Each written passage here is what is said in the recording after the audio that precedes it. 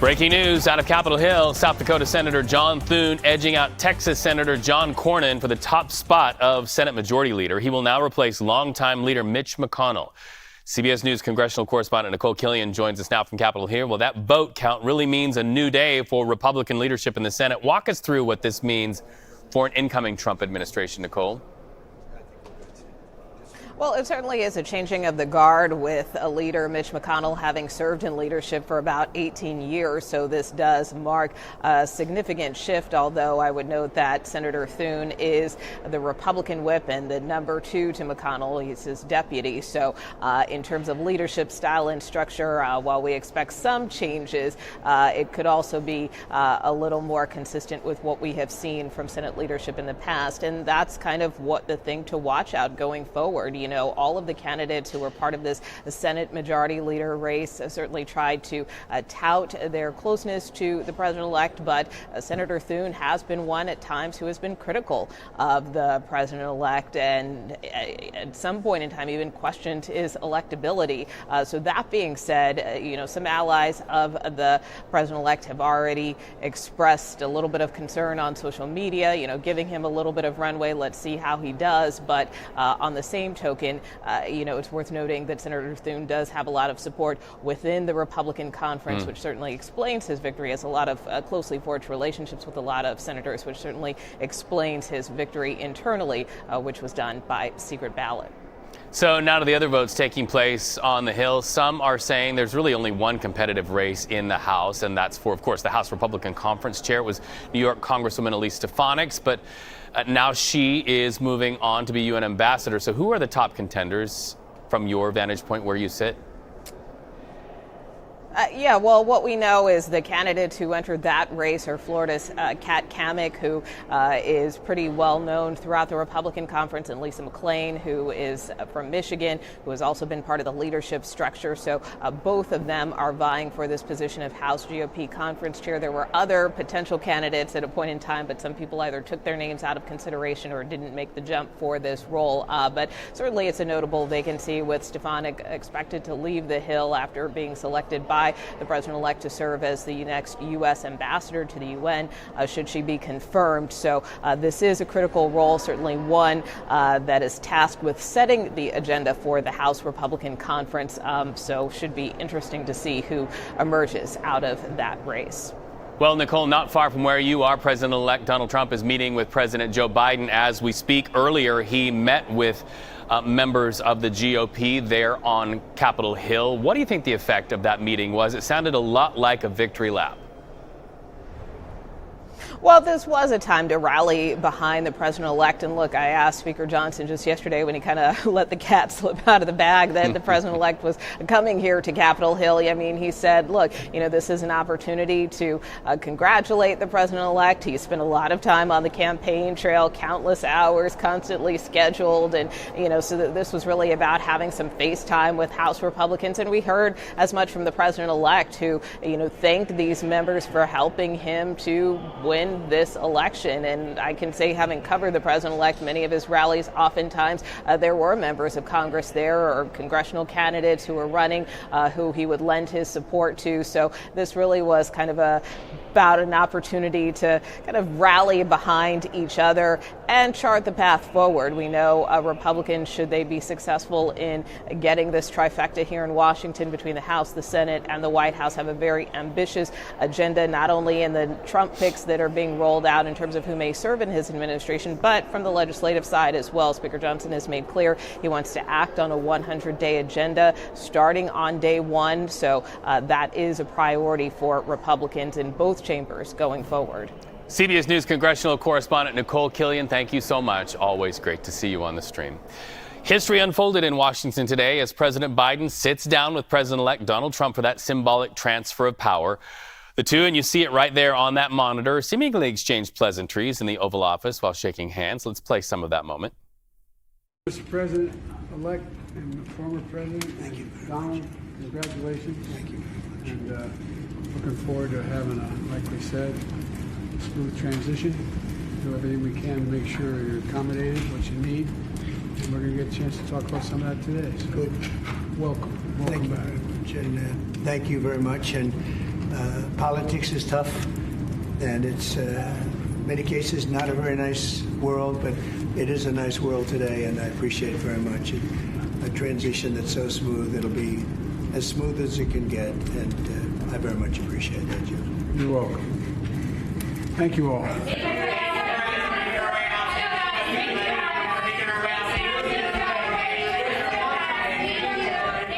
And with that, the president and the president-elect heard a lot of reporters trying to get those questions off there. By the way, we just learned President-elect Donald Trump departed the White House just moments ago. He did not stop to characterize what the meeting was like between him and President Joe Biden. Reporters were waiting. He was not biting. CBS News Chief White House correspondent Nancy Cordes joins us now for more. This moment really was different from what we saw 4 years ago between these two leaders. Tell us what you thought about that, and also why do you think President-elect Trump went away from the cameras on his way out, Nancy?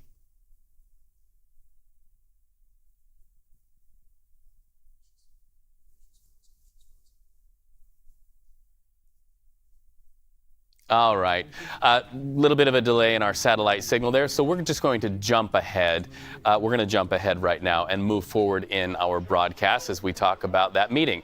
What you're looking at right here is what we have been told will happen next, and that is the fact that reporters are lining up to hear from White House Press Secretary Karine Jean-Pierre, who is going to be addressing reporters just in a few moments regarding that Biden-Trump meeting and the peaceful transition of power.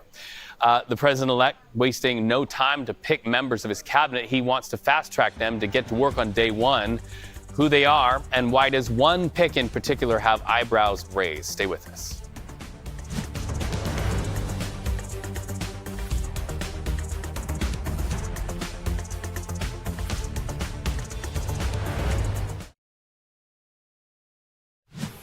Video to our monitors right now of Secretary of State Antony Blinken in Brussels, Belgium, early this morning, meeting with NATO leaders and European Union officials. They're discussing various topics, including support for Ukraine. Blinken also took a moment to call for extended pauses to the fighting in Gaza. Listen. In my judgment, maybe most significantly, we need to see real and extended pauses in large areas of Gaza, pauses in any fighting, in any combat, so that the assistance can effectively get to people who need it. There are huge challenges in that regard, but we've also seen real solutions. The polio vaccination campaign was the one thing that's been very successful in Gaza. Hundreds of thousands of children got polio vaccines.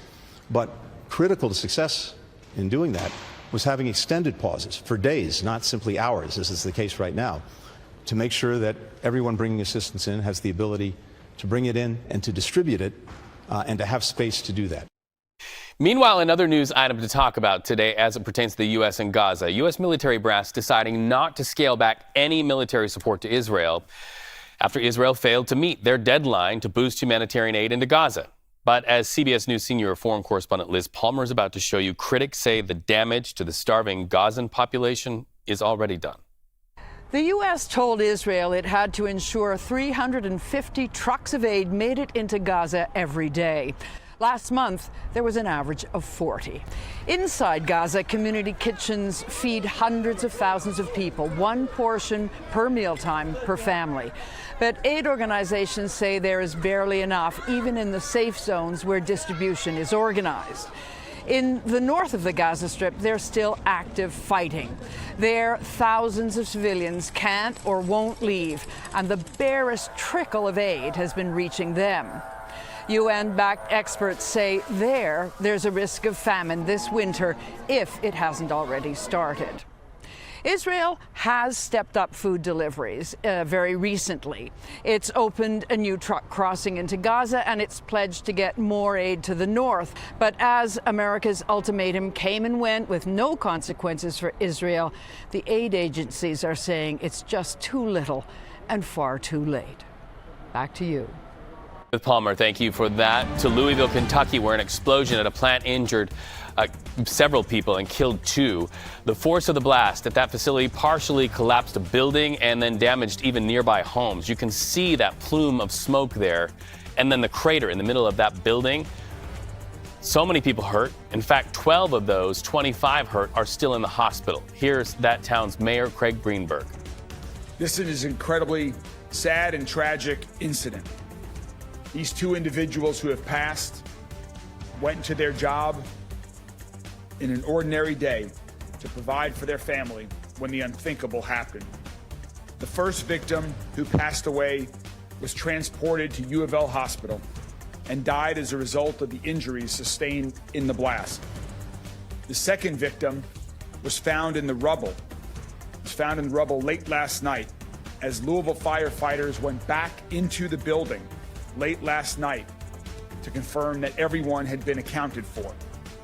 Initially, we'd all been told that at the scene by the business that all of the employees were accounted for. Tragically, that was not the case.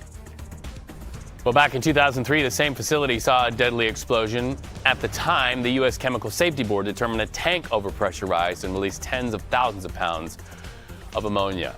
A big boom in the Bronx on train tracks caused people on board Amtrak to deal with some pretty major delays. Look at that. Wow.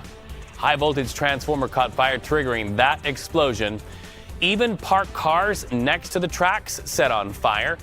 So if you need to get to Amtrak in that part of the country to get home today, listen up. The train service hopes to have service back on the rails, so to speak, again this afternoon. We'll keep you updated. Let's go to the other side of the country, jumping the map now to San Francisco, California, for the latest development in the trial of the man accused of killing tech executive Bob Lee. The defense team for the accused, Nemo Momeni, presented Bob Lee's toxicology report showing that when he died, Lee was high on cocaine and ketamine. Enter a forensic pathologist on the stand, testifying how Lee's drug use could have impacted his behavior. This is important. This is key because Momeni's team wants to prove their client acted in self-defense, stabbing Bob Lee to death. Wildfires burning coast to coast. The largest is this, Ventura County's California mountain fire, just outside of Los Angeles. You're looking at the results there on the left. Homes burned along with avocado and citrus farms torched. Firefighters have that monster nearly two-thirds contained at this hour.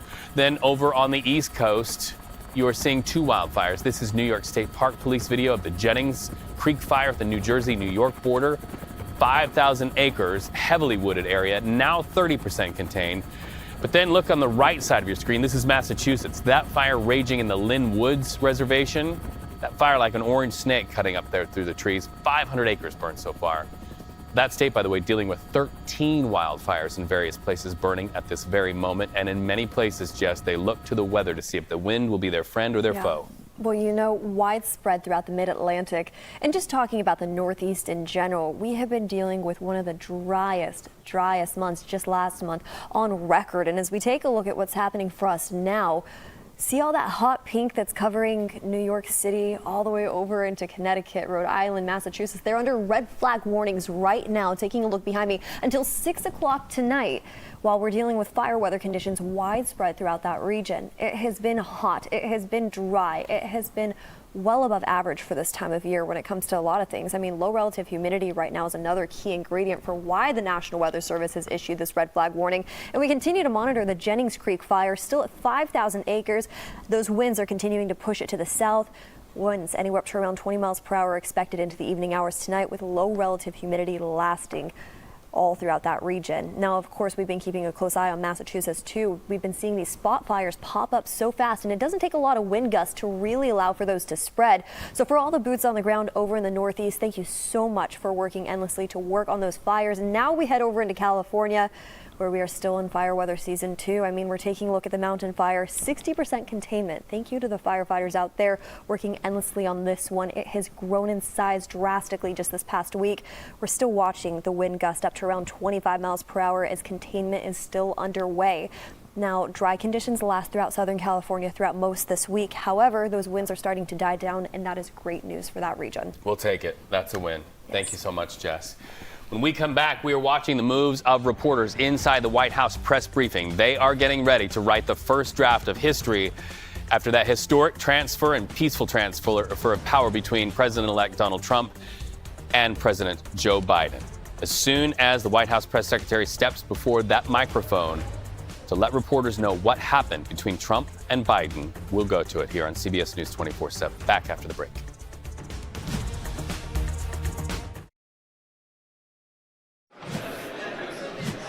When we see it, you see it. CBS News 24/7, watching what you're seeing over there on this. Let's see here. I think it's the left side of the screen to you, right? That's the live view right now of the White House press briefing room. We are expected White House Press Secretary Karine Jean-Pierre to step before the mic and let us know what was said between President-elect Donald Trump and President Joe Biden in that meeting that signifies the peaceful transfer of power, or at least the beginning of it. And then over there on the right, you are seeing a lot of reporters gathered in Senate chambers right now. Senators expected to come out and talk about what happened leading up to that secret ballot vote that put Senator Thune in power, coming up to replace Mitch McConnell. Now, earlier, President Biden and President-elect Trump met. The two leaders discussed that transition process. It really all started with this moment. President Biden, the President-elect Donald Trump shaking hands, kicking off those conversations. Here's a little bit of a listen. Elect and former President, thank you. Donald, congratulations. Thank you. And looking forward to having like we said, smooth transition. Do everything we can to make sure you're accommodated, what you need. And we're going to get a chance to talk about some of that today. So Good. Welcome Thank you back. very much. And thank you very much. And politics is tough. And it's, in many cases, not a very nice world, but it is a nice world today, and I appreciate very much a transition that's so smooth. It'll be as smooth as it can get, and I very much appreciate that, Jim. You're welcome. President-elect Trump already preparing for his next term in office. The president-elect announced a slew of candidates he intends to nominate once sworn into office. That list includes these two, Elon Musk and Vivek Ramaswamy. Donald Trump taps them to lead a new department focusing on government efficiency. CBS News senior White House correspondent Weijia Jiang explains. Take over, Elijah. Elon Musk poured $100 million into helping President-elect Trump win. We're going to get the government off your back and out of your pocketbook. Grew close to the Trump family.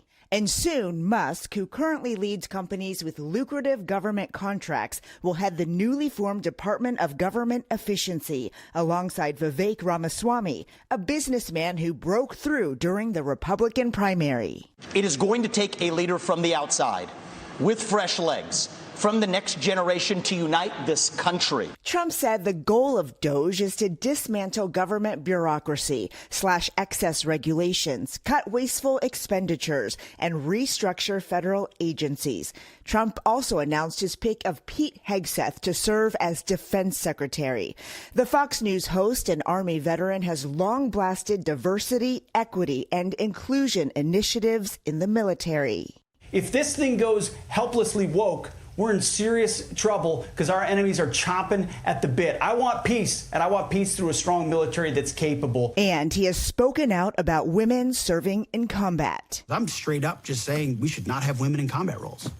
It hasn't made us more effective, hasn't made us more lethal, has made fighting more complicated. The choice of Hegseth came on the heels of a Wall Street Journal report that Trump's team is considering an executive order to establish a warrior board of retired military personnel who would recommend removing 3- and 4-star generals they deem unfit for leadership. Trump also announced he has chosen John Ratcliffe to be the director of the CIA.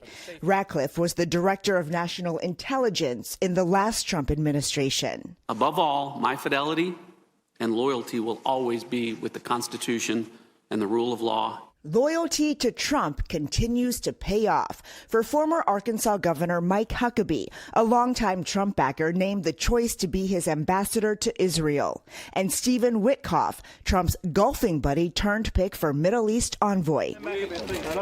Huckabee, an evangelical Christian, is a strong defender of Israel and supporter of settler communities in the West Bank. It's time for a complete reset of our internal and international relationships. That's what Donald Trump is clearly setting out to do. Let's bring in Bloomberg's Gregory Cordy. He is a White House politics reporter. We saw Musk and company with Trump going into those House meetings today to address congressional Republicans. Just how big of a role will he have once Donald Trump takes office? Yeah, that's really coming into focus now after the election. Obviously, they were close on the campaign trail, and Trump promised to give Musk a very prominent role, or at least an outside voice in doing things like cutting government bureaucracy, cutting government spending. And now, post-election, we've seen them continue to be tied at the hip, with Musk going to Capitol Hill with Trump today. He's been down at Mar-a-Lago. It might be a stretch at this point to call him sort of a co-president, but obviously he operates outside the traditional structure of the White House, seems to have Trump's ear directly, and it's really something you have to go back more than 100 years to President McKinley had an operative by the name of Mark Hanna who moved into the White House with him at one point, another very wealthy man who owned a newspaper. Musk obviously owns a very powerful megaphone with Twitter. And so it's a similar kind of relationship where this complete outsider has a lot of sway into at least this transition to the new Trump presidency. Well, speaking of that transition, Trump also met with President Biden to discuss the transition of power. What were your takeaways from the meeting? Yeah, when you played that clip before, I timed it on the clock here, and the whole thing lasted 40 seconds. Not a whole lot to go on, except that people are going to read the body language of that meeting.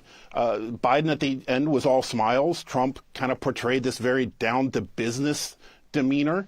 What was interesting for those of us who watch these meetings very closely, this was one that we call a photo op that was at the top of the meeting, meaning that the photo op happened before they actually sat down to do business, as opposed to at the bottom. When Trump came in 2016, they did it at the bottom, and so they could talk about the agenda after a 90-minute meeting. This time, we have not heard how that meeting went. So it was all smiles at the top. We'll see if it continues to be that way. We may get a readout here shortly from the White House press secretary, although yesterday she said, look, private meetings are private, and it might take a while for us to really get a read on how that meeting went. And it's my understanding that while we've been on air, President-elect Trump left the White House without talking to reporters. Does that strike you? Usually you don't see Donald Trump shy away from the cameras or the microphones ever. Yeah, I mean, he was not departing from the South Lawn on Marine One as we are accustomed to, obviously, since he's still not the current president. That usually provides a little bit of an opportunity for him to talk.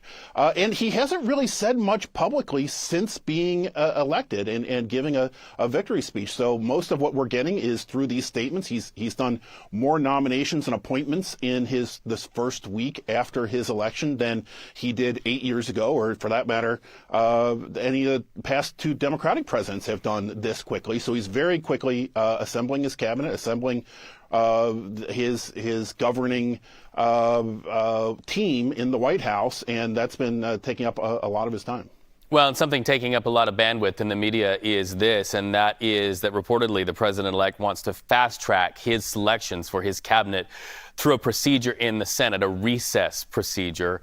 But at the same time, we're hearing that a private ballot vote put in South Dakota Senator John Thune as their majority leader. Do you see this as kind of a foot in the door by the Senate, choosing Mr. Thune instead of Mr. Rick Scott of Florida to try to say, look, we're going to retain some power and it's going to be our say whether these confirmation hearings happen?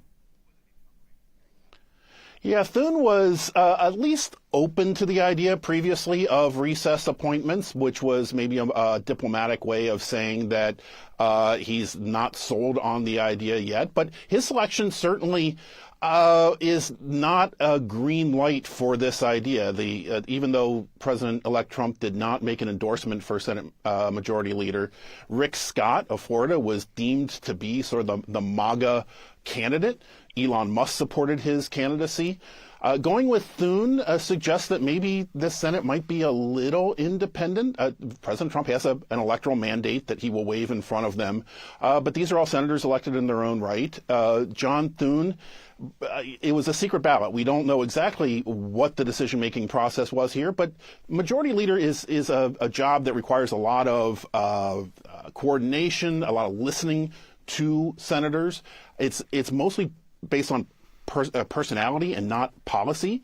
And so even though Thune has some differences with Trump on trade and on Ukraine, it remains to be seen how those will pan out. But this recess appointments question is going to be one early test of President-elect's relationship with a Republican majority Congress. Fascinating times, history written in real time. We're so glad to get to talk to you, Gregory. Thank you very much. All right, so when we come back, more conversation about Elon Musk. Just how big of a role will he have, and how much of President-elect Donald Trump's ear will he have in the days ahead? We'll be speaking with a New York Times reporter on that and much more. Straight ahead, stay with us.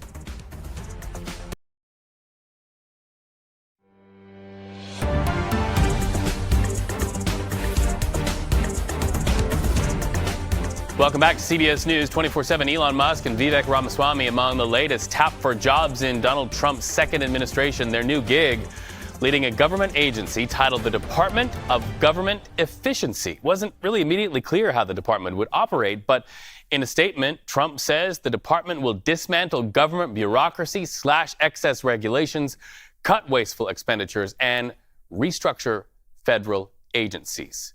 David Yaffe-Bellany is a technology reporter for the New York Times and covers the crypto industry. So, David, that statement, welcome, by the way. You're our first live guest, not on a Zoom here on CBS 24/7. Nice to have you with us. That statement by the president-elect sounds like a mission statement. How will this all work?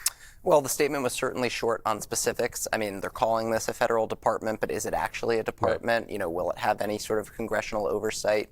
Will there be a staff, working for these two guys as they reduce staff counts in other agencies? So there are really a lot of kind of question marks about the specifics of how this will actually function. Well, and we saw Elon Musk sort of rise in prominence. You saw him there at rallies there. Vivek Ramaswamy standing there, I believe, shoulder to shoulder with Steve Wynn of Wynn Casino fame in Las Vegas. You're starting to see their faces pop up a lot, but a lot of people wonder why Elon Musk. What's in it for Elon Musk from your vantage point? I mean, there's a lot in it for Elon Musk. He runs companies that have federal contracts. He runs companies that are being investigated by federal agencies. Potentially, he'll be in the position to police agencies that are essentially supposed to be policing him. And so the conflicts of interest there will be very fraught, but it gives him a tremendous amount of power both in the business world and in the political world going forward. Okay, so next question. We're hearing a lot about cryptocurrency, Dogecoin. How is that pronounced? Dogecoin. Dogecoin. All right, it's the difference between Target and Target. Dogecoin, cryptocurrency. Tell us what that is. Why are we seeing such a rally here? So cryptocurrency as a sector has seen kind of a huge surge in price over the last year for all sorts of reasons. But since the election, Bitcoin has surged up in price, Dogecoin as well. Partly it's because President-elect Trump has talked a lot about how much he loves crypto, how he plans to kind of promote the industry, reduce regulation, and so there's a lot of enthusiasm in the sector right now. And Dogecoin is essentially a meme. It's a joke. There's nothing behind the currency except the joke. And so when somebody like Elon Musk turns that joke into the name of a government task force, that has a big impact. All right. So New York Times has gone head-to-head with the president-elect many, many times. How are you preparing as a news organization to face what is yet to come? Donald Trump famously saying the failing New York Times. What are your reporters feeling as they go into now a second Trump administration? I think there's a lot of enthusiasm to cover this administration like any other, to be aggressive about reporting important stories, to hold people accountable, and to sort of keep a handle on the chaos, because there's going to be a real desire from readers to understand what's going on. All right. We also understand that Senator John Thune just stepped before the mic. Are we going to go to that right now while we have you stay with us? Biden-Harris-Schumer agenda, but also to deliver on President Trump's priorities. We will make sure that the President and his team have the tools and the support that they need to enforce border security laws and to remove the violent criminals who are wreaking havoc in every one of our states. We will work to make America prosperous again by streamlining the bureaucratic machine and overturning costly Biden-Harris regulations. And we will work to restore American energy dominance. Not just our energy security, but energy dominance, which will lower costs and bolster our national security. I'm excited to get to work with this team right away. And I want to thank my colleagues who placed their faith in me to serve as leader, and to those who were supporting another candidate. I promise to be a leader who serves the entire Republican conference. We will have an ambitious agenda, and we'll take each and every Republican working together to be successful. With that, I want to turn things over to Senator John Barrasso, the newly elected Republican whip. Thank you. On election night, America saw the remaking of the Republican Party for the better. This election was about the answering to the question of, are you better off now than you were 4 years ago? And the American people said no. Only 1 in 4 Americans thought that the country was heading in the right direction. And you've seen the Republican Party grow in terms of hardworking middle-class families, in terms of minorities, in terms of young people, in terms of families struggling to get by.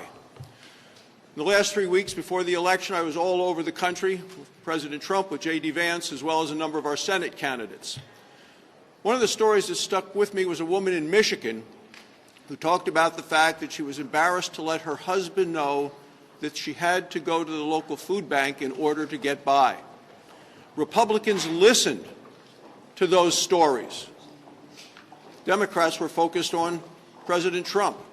Republicans were focused on the needs of the American people, people who wanted to get prices down, wanted to secure the border, wanted us to unleash American energy, people who wanted to make America look and be strong once again around the world. That's what the Republicans listened to, that's what we're responding to, and we are now working together to make sure we can put America back on track. The newly elected Republican Conference Chair is the Senator from Arkansas, Senator Tom Cotton. Thank you, Senator Thune. I'm looking forward to working with Senator Thune and the rest of this leadership team. I'm very grateful for the confidence that my peers placed in me. We all remember what it was like when President Trump was in office and we had Republicans in charge of the Senate. We had low prices, we had high wages, we had a secure border, we had a strong military, we had a peaceful, stable world. Starting on January 3rd, that's what we'll all be working to build again with President Trump, with Mike Johnson, and the rest of the House Republicans on behalf of the American people. Thank you all. Thanks, Tom. The newly elected Republican Policy Chair is the Senator from West Virginia, Senator Shelley Moore Capito. Thank you, and congratulations to our new leader, John Thune. He will be a strong voice, as he has been in the past, as the whip, and I look forward to serving with him and with all of our leadership team. I want to thank the others that ran. We had a really strong, healthy discussion, and we've all come out united and friends. And one of the people that was in our discussion is one of the people that is going to, although he didn't say anything, his presence was very much felt, and that is the Vice President-elect, J.D. Vance. I think the fact that he not only was a voting member of our conference, but also in there with us every step of the way to make sure that the direction that we're going to go as a united conference, and with me leading the policy issues and all of us working together, that we're going to have a united voice. And I'll say one thing about the election. I've said this on all my local stations.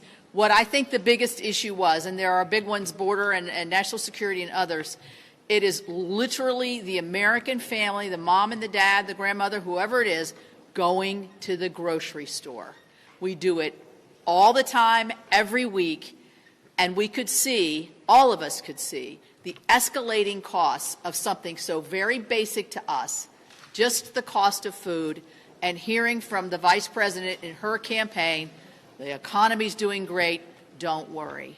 And so we hear those voices, we hear them loud and clear, and those are the voices that we're going to respond to, along with President Trump, through the next several years. All right, back here with David, who is one of the writers for the New York Times. I want to get your take on that when you hear Senator Thune and his peers there.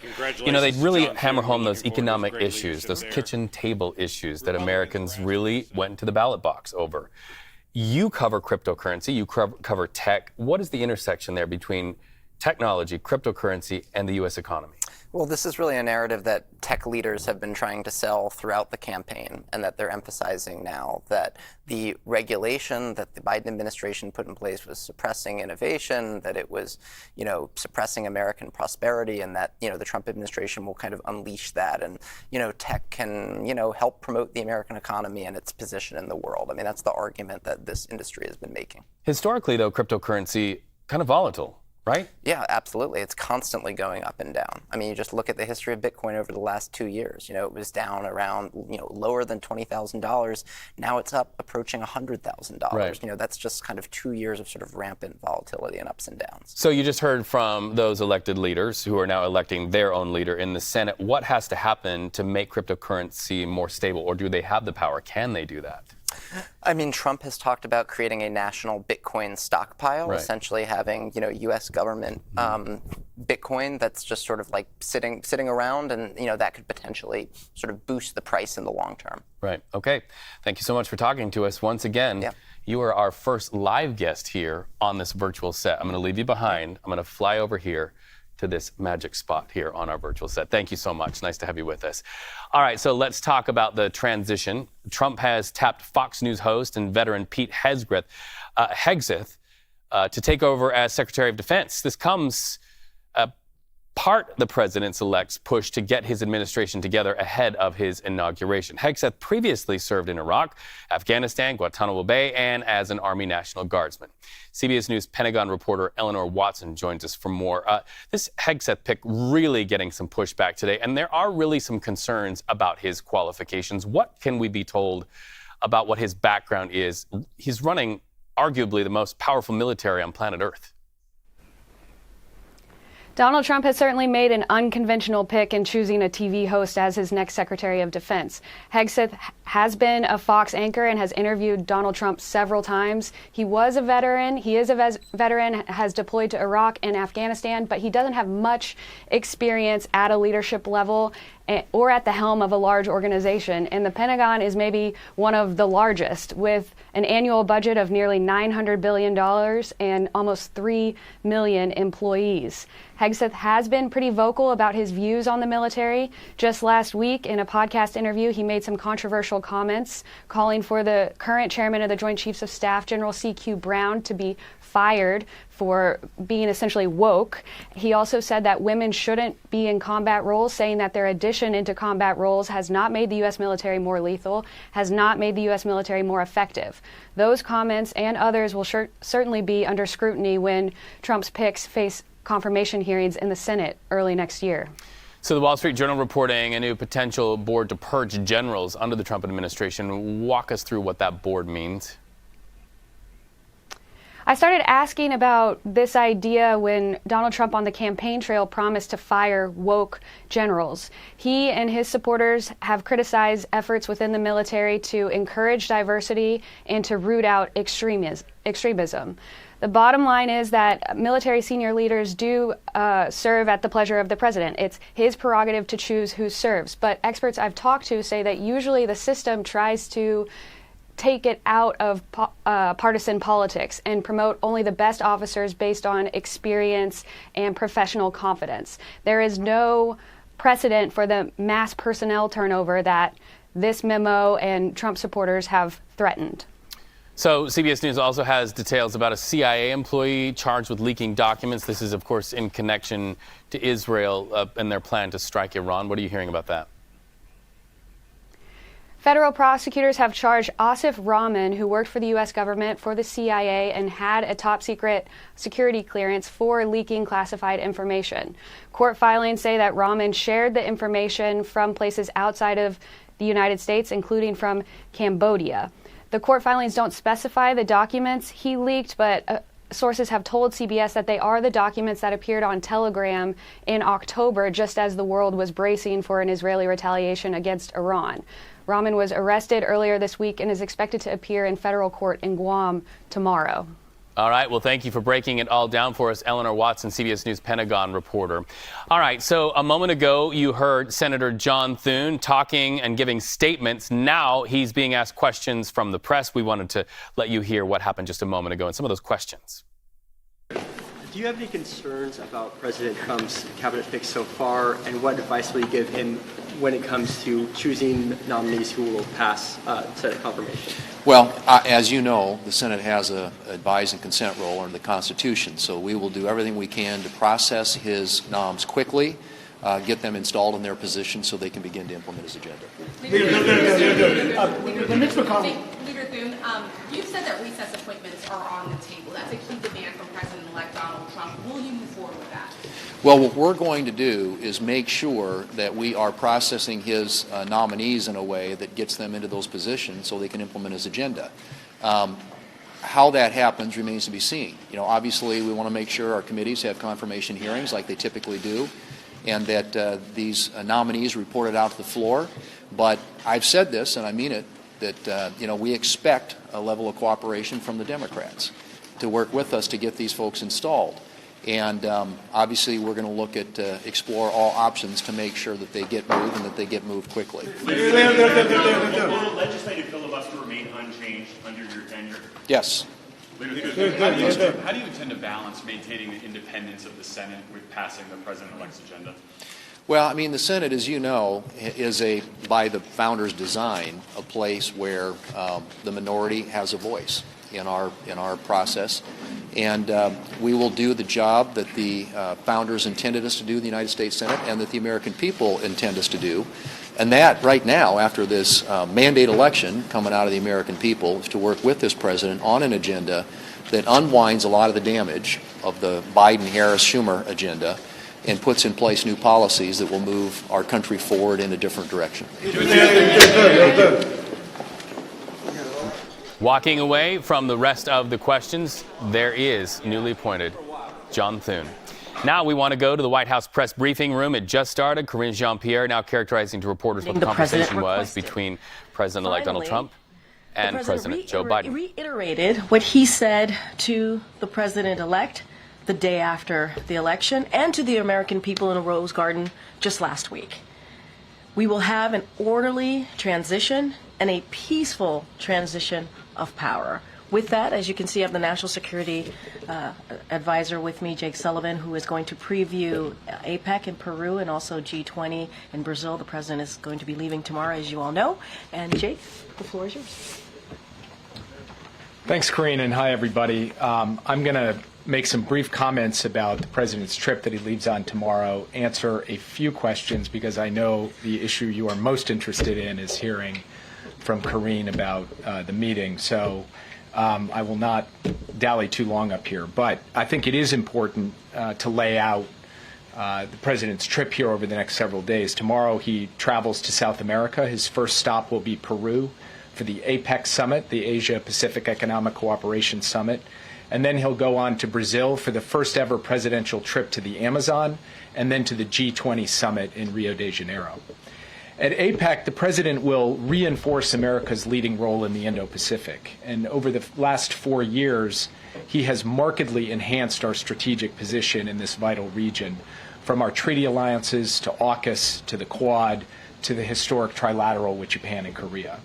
And with respect to that trilateral, he will meet with President Yoon of South Korea and Prime Minister Ishiba of Japan to celebrate the historic cooperation between our three nations and discuss the importance of institutionalizing the progress we've made so that it carries forward through the transition. While in Lima, President Biden will also meet with President Xi Jinping of the People's Republic of China. This will be the third in-person meeting between the two leaders since President Biden came into office, and their final meeting as presidents. They previously met, as you know, in Bali in 2022 at the G20 Summit, and at Woodside, California, near San Francisco in 2023 on the margins of the APEC Summit, which was exactly 1 year and 1 day ago. And throughout his time in office, President Biden and his team have worked to effectively and responsibly manage the competition between the United States and the PRC.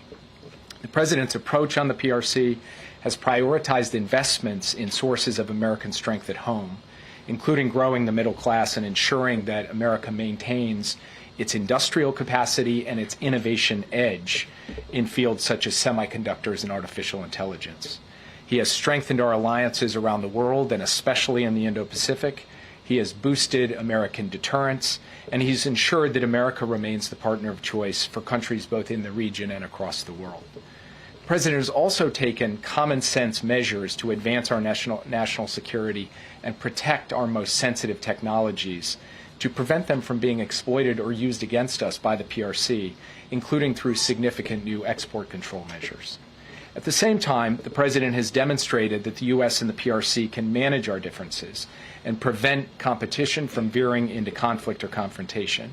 And he's done that by ensuring the maintenance of open lines of communication at the leader level, at the military-to-military level, and at every level of our respective governments. And we've also worked to advance cooperation where our interests align, including on counter-narcotics and climate change, which is what the people of our two countries expect and what the world expects. And this meeting between President Biden and President Xi will be an opportunity to ensure a smooth transition and also to continue to keep those channels of communication open, including those especially critical military-to-military channels of communication.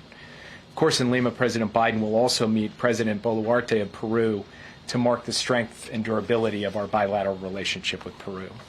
After that, the president will travel to Brazil, and he'll start with a historic stop in the Amazon to underscore his personal commitment and America's continuing commitment at all levels of government and across our private sector and civil society to combat climate change at home and abroad.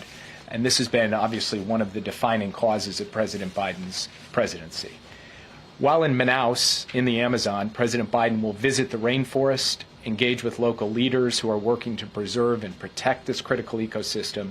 And as I noted, this will be the first ever visit of a sitting U.S. president to the Amazon. President Biden will then travel to Rio de Janeiro to participate in his fourth and final G20 Leaders Summit. High on the agenda there will be issues associated with debt sustainability for low and middle income countries, mobilizing finance for infrastructure, physical, digital, energy infrastructure around the world, and also dealing, obviously, with the major geopolitical issues of the day, from Ukraine to the Middle East.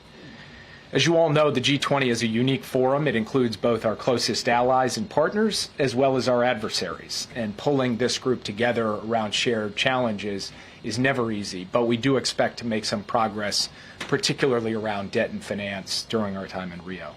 The President, of course, will also meet with President Lula of Brazil. The two leaders have really built a strong, productive relationship over the last 4 years, and they're looking forward to have their final meeting together as presidents as well. So we've got a busy week ahead of us, and with that, as I said, I'll take a few questions and then turn it back over to Karine. Yeah. Thanks again for doing this, Jake. In the run-up to the election, President Biden warned that allies were worried about America's commitment. All right, listening in to the White House press briefing room, you are literally hearing the closing days of the presidency of Joe Biden. When we come back, you're going to hear more from what we're going to bring to you off the top, and that is what Karine Jean-Pierre has to say about the meeting between President Joe Biden and President-elect Donald Trump. More on that when we come back.